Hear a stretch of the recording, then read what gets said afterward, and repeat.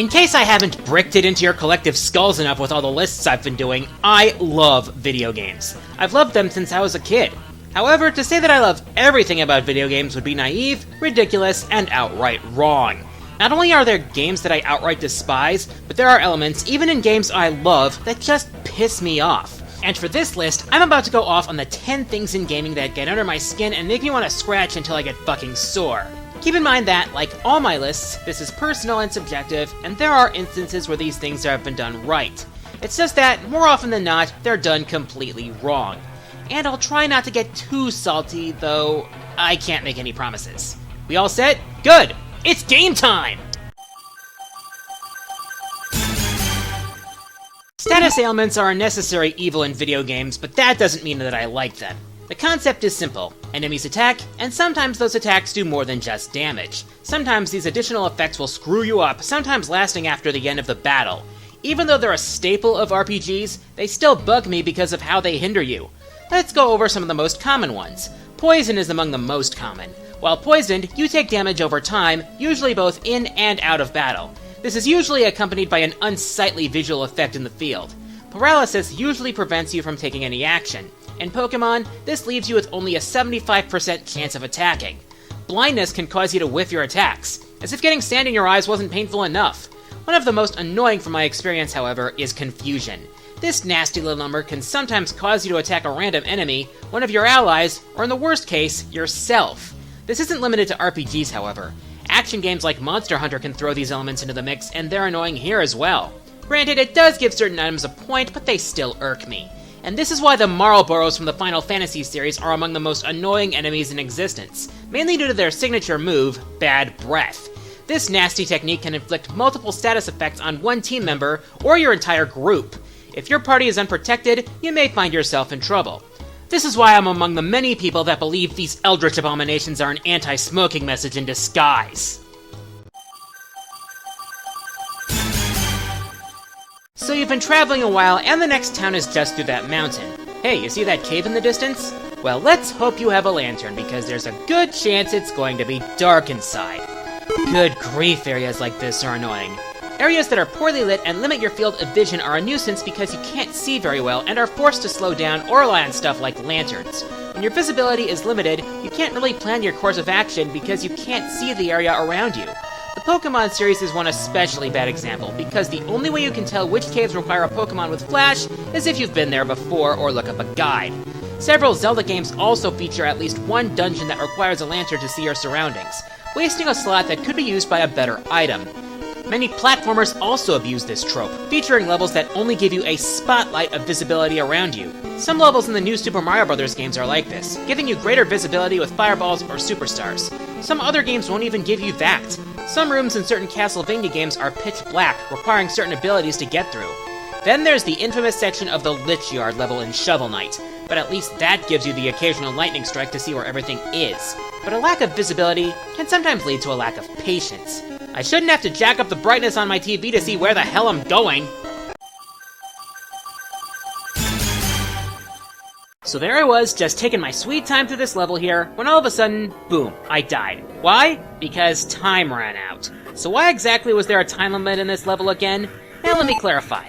Time limits in and of themselves don't bug me, as they can add tension to a situation, such as when a bomb is about to go off or the oxygen in the room is about to run out. What bugs me is when said time limit comes out of nowhere and has no context. These kinds of time limits make no sense and only add the kind of tension that isn't needed. Did some invisible hand in the sky decide that he was tired of waiting? No! Then why do I die when the timer runs out? This is most prevalent in some old-school 2D platformers. The early Castlevania games, for example. The timer only serves to give you points at the end of a level, and while points can give you extra lives, it still makes no sense. This goes double in the majority of Mario 2D platformers. Here, points don't even have a purpose other than to show off to the other people in the room. Another example? Fighting games. When there's a tournament going on, I can understand it. These events have rules, you see. But when the fate of the world is at stake, you don't exactly want to put your faith in a ticking timepiece at the top of the screen.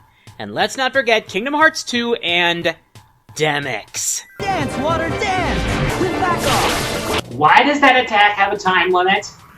Again, the key here is context. If there's a reason that I need to hurry up, then by all means, bring on the pressure. But if there's no reason to rush me, then let me plan out my way forward.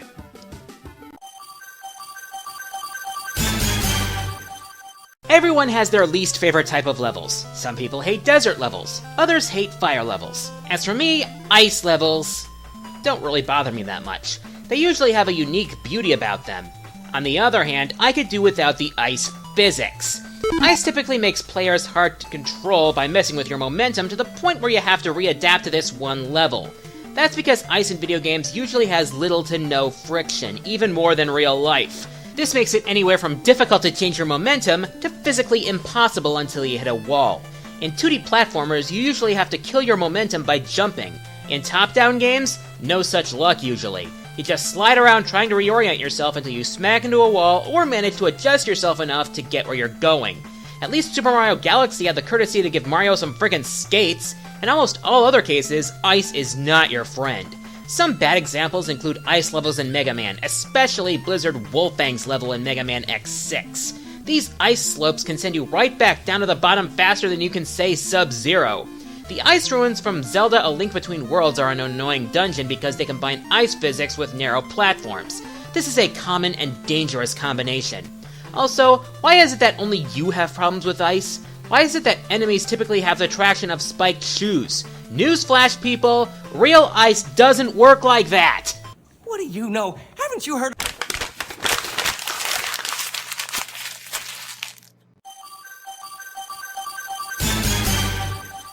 There are two types of bosses I hate. The kind that are disappointingly easy without any element of fun, and the kind that annoy me for one reason or another. The worst kind of the latter are the kind of bosses that take forever to beat and never change their patterns. These are the kind of bosses that I like to call damage sponges, because they exist to soak up damage.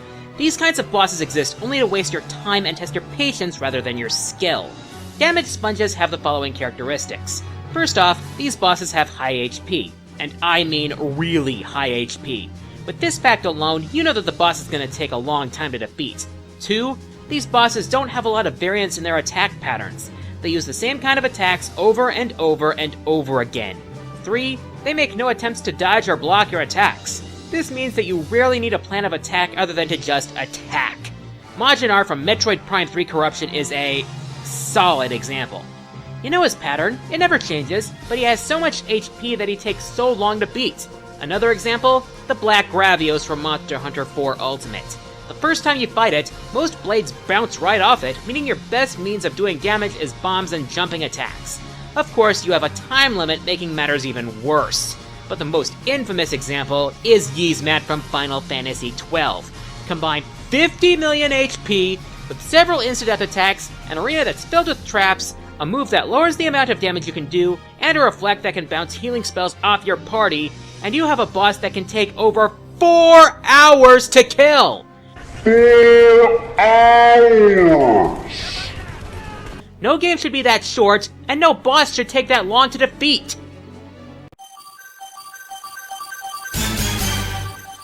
You wanna know one thing I like? When there's a steady progression of difficulty. I like when a game starts relatively easy, you know, so you can learn how the game works, and the difficulty steadily increases over the course of the adventure. Unfortunately, there are times when developers like to start you off easy, and then all of a sudden there's that one section that, how did the game suddenly get so hard? There's no reason to hide my feelings here, people. Difficulty spikes suck. The main reason for this is that they come with little to no warning at the times when you're the least prepared. Because apparently the idea of consistency isn't, well, consistent in video games. Challenge should be fair, people, and I mean all the time. One big difficulty spike happens at Death Mountain in Zelda 2: The Adventure of Link. A mess of a level combining a maze of dead ends with some of the toughest enemies in the game. And all for what? A fucking hammer, of all things.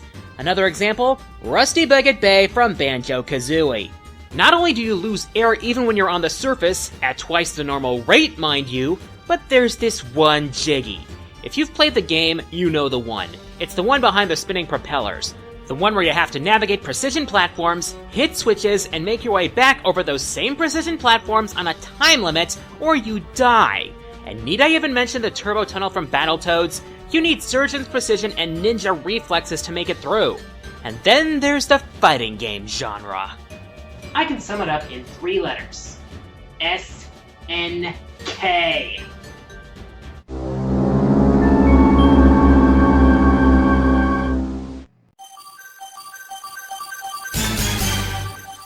Oh yeah, I've got this race in the bag. There's no way I can... What the... Okay, what the hell just happened? Did the AI suddenly increase its intelligence component? The AI cheats. That's the only explanation. The AI fucking cheats. And that's not just me dishing out Johns. This is a legitimate thing that happens. That race example shows one form. Rubber band AI. What that means is that when you're behind, the computer acts as though it's on drugs. But the very moment you start doing better, the computer suddenly decides, whoops, we let the dude with the controller not get too sucky, so the moment has arrived with which we must proceed with expeditious velocity. The random number generator also tends to favor the people in the back of the pack, especially in Mario Kart. Sometimes this also happens in competitive puzzle games as well, such as Puzzle Fighter. You can be on a roll when the computer suddenly gets a huge combo out of nowhere and crushes you. The second kind of cheating AI is freaking button readers. In fighting games in particular, there are bosses that react to your actions faster than any human possibly could. A modern computer can process information faster than a human brain can process information and transmit the proper information to the player's hand. So it's no surprise that fighting games are capable of exploiting this fact. See also, once again, SNK boss syndrome, and in particular, that frickin' elf bitch Paris Elfia. I swear, the number of times she's pulled her critical the moment I press an attack button drives me up the fucking wall. Why does Examu love this monster so much? In an age where autosaving is a commonality, save points have become more and more redundant. But that's not to say that I hate them. What I hate is when they're placed in the wrong places. In a game that has save points, one would expect that they're placed strategically. For example, before a major event, after a particularly difficult area, or before a boss fight. However, some games place them all willy-nilly, have only a few of them, or place them in the worst possible places. This is especially painful when there are only a few save points in an area, because if you're in a pinch, you could end up losing a ton of progress because of an unlucky break. It only makes things worse when the closest save point to a boss is halfway across the fucking map. Because if you lose, you have to make your way back and waste more of your fucking time and health, and by the time you reach the boss again, you likely won't be at full health, possibly leading to a vicious cycle of dying, respawning, fighting and reaching the boss, and dying again. One of the worst examples is Metroid Prime 2 Echoes, which, combined with the Dark World mechanic, means you rarely reach a boss with full health. Heck, the Metroid series in general is hit or miss with its save points. Final Fantasy III also does a poor job with its save points, having almost none in its dungeons, meaning you often run the risk of losing possibly hours of progress. It's also a pain when save points have the power to heal, and their limited number leave you scrambling to reach one. I'm looking straight at you, Rest Chef of Destruction! Okay, next level. I am so gonna speedrun it. No. So it's one of those levels where I have to take it slow? No. Wait. It's one of those levels, isn't it? Yes. Fuck. Not auto-scrolling. Yes. Oh my god. Who thought this was a good idea, particularly in platform games? True, there are games that revolve around this mechanic, and it works in those cases. But in most cases, the game isn't designed around it, and that's when it's a pain more than anything else. That's because where some of the previous elements break the pacing of the game, auto-scrolling takes control of it. Speedrunners hate it because they can't blitz through the level like Sonic. Planners hate it because if you go too slow, you could get pushed along, and if you're really not paying attention, you could get pinned behind an obstacle and die instantly. Most 2D platformers have at least one auto-scrolling level in them. Mega Man 4, for example, has Dr. Cossack's Stage 3, which combines this with bottomless pits, which is common for this cliché. Castlevania 3 Dracula's Curse has vertical auto-scrolling sections, some of which have staggered scrolling. You could be at the top of the screen with no issue when suddenly, the next scroll happens and an enemy pops in from out of nowhere and kills you.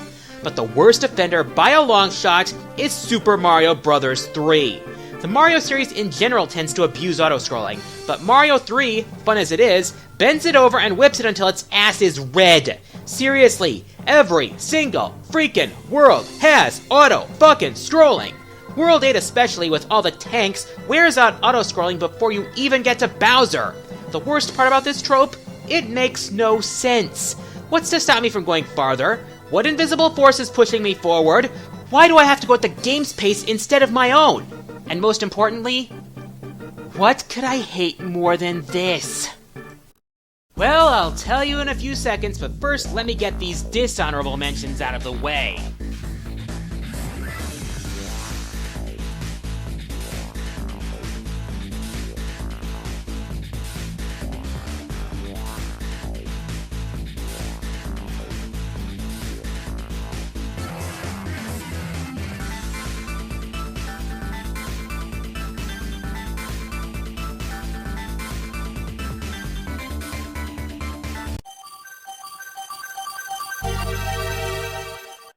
Hey Adam, check out this game I got on my phone. On your phone, huh? How much did it cost you? Nothing, it's completely free. Free? Well, are you enjoying it so far? Yeah, so far so good, though I am stuck at this one point I'm gonna need to buy an item. How much in-game currency do you have to pay? I'd say about $1.99. Wait, so you're paying real money to buy an item in a game you got for free? Yeah, so? Then it's not exactly free now, is it? Now that you mention it. And this is why I hate microtransactions. Crap, I got the wrong item. Seriously, how in the name of Amaterasu has nobody talked about this on a list like this before? Now, I'm not talking about your standard issue DLC, no. I'm talking about the kind of bullshit in-game purchases that create a significant gap between those who are willing to pay and those who aren't. These kinds of microtransactions are a plague upon gaming and the biggest problem with mobile gaming as it is today. I understand the logic behind it. Game makers need to make money, but they could just as easily charge a reasonable price for a full game and maybe add onto it later if it's successful. But a lot of mobile games I've seen start out free, then use timers and paywalls to bleed gamers dry. Are there games that use the free-to-play model right? Sure. Some apps like Sonic Dash allow you to earn the items they sell through normal gameplay. Others set it up so that the only items that require real money aren't essential to the gameplay itself. But 99% of the time, microtransactions only serve as a money vacuum, and if you have an unsupervised child and an unguarded phone, you're asking for financial disaster. One of the worst examples is Dungeon Keeper Mobile, which sets up its upgrade system and timer so that players are tempted to buy gems with real money. Another example? Final Fantasy All the Bravest, which forces you to wait forever to revive fallen allies unless you pay. Oh, and those legacy characters? You have to pay for those too. And they're random. Oh, I'm sorry, did you want Cloud? Well, too bad, here's Shantoto! What's more, this practice is leaking into console and PC gaming as well. Seriously, for every League of Legends and TF2, there's a game like RuneScape or Tekken Revolution that steers players towards spending their money to make their characters viable. At least Nintendo would never do something as, "You have got to be fucking kidding me! Come on, Nintendo, I know you're better than this! Please tell me this won't become your new normal." Again, I get it. Businesses are in it to make money, but microtransactions are a short-term solution to a long-term goal. Sure, you may lure in the occasional consumer, but most people will see through the bullshit and save their money for a full game that actually deserves it. Call me old-fashioned if you want, but if this is supposed to be the future of gaming, I'd rather be stuck in the past. I'm the quarter guy, and Nintendo, I know you made that deal with DNA to tap into the growing mobile market and supplement your console sales, but whatever comes out of it, I hope it's more like this, and less like that.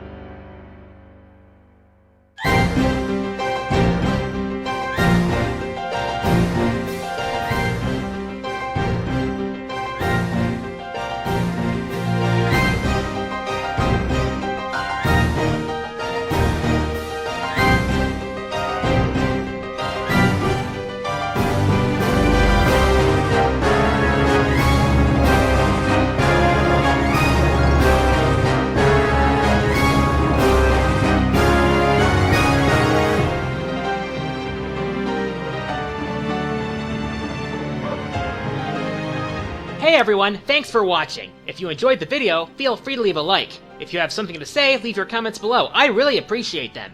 If you want to see more, click the annotations for my playlists, and click that little subscribe button down there. I'm also on social media, and if you have some extra money and want to support the channel, you can donate to my Patreon. Trust me, I'll make it worth your while. Thanks again, and I'll see you next time.